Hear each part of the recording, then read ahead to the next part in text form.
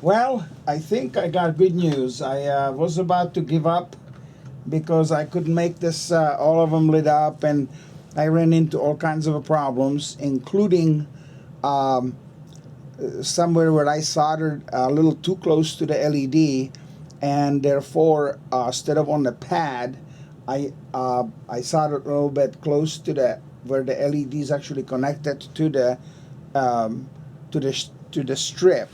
Let me show you what I'm talking about. So on here, let's see, there we go.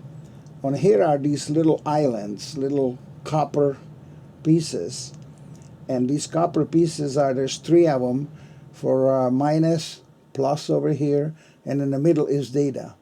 And there's very little room to solder. But if you look on the side, I don't know if it's going to be actually showing, there are actually soldered, these LEDs are soldered to this substrate, to this piece, this, let's call it PCB. It's a flexible PCB.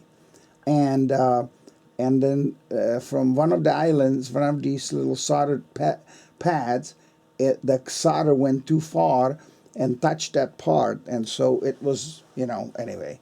But I got it to work, and I have a little sample little program that changes colors, and this, as you can watch it, as you've been watching it.